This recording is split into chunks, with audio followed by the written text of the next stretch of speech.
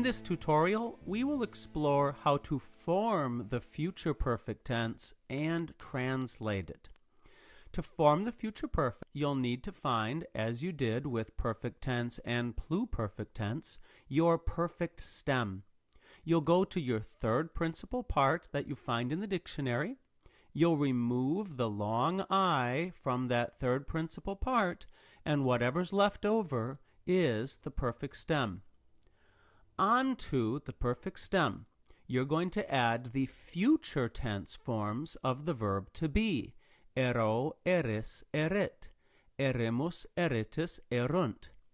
But we've got one problem.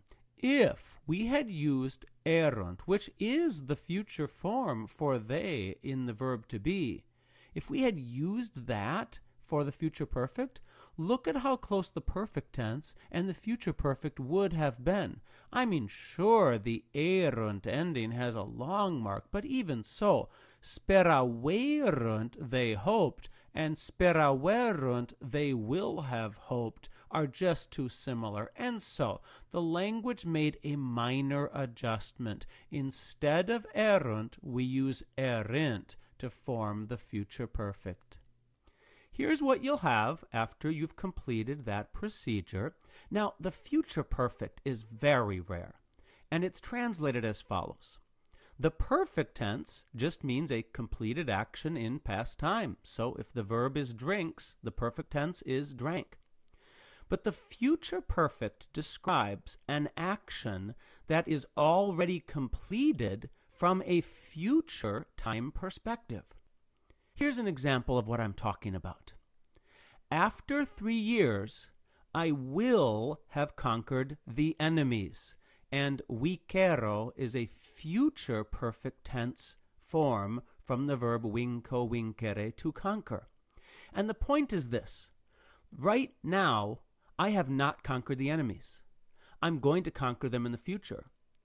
After 3 years, I actually hope that I will already have conquered them after 3 years. Maybe I want to conquer them next year. So at the time perspective of 3 years from now, my conquering of the enemies will be in the past tense.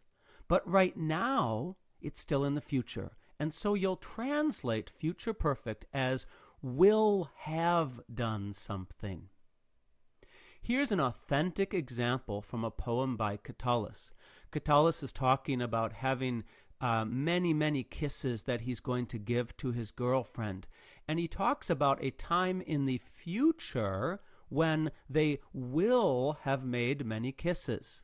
And so he says then, when we will have made thousands more, cum milia multa fecerimus. And here we have a future perfect verb.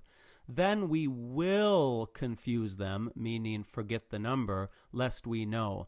He was talking about a certain magic that if people knew the number, they could basically cast an evil spell on him.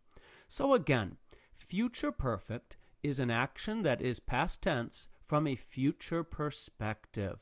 That is how we form the future perfect, and that is how we translate it.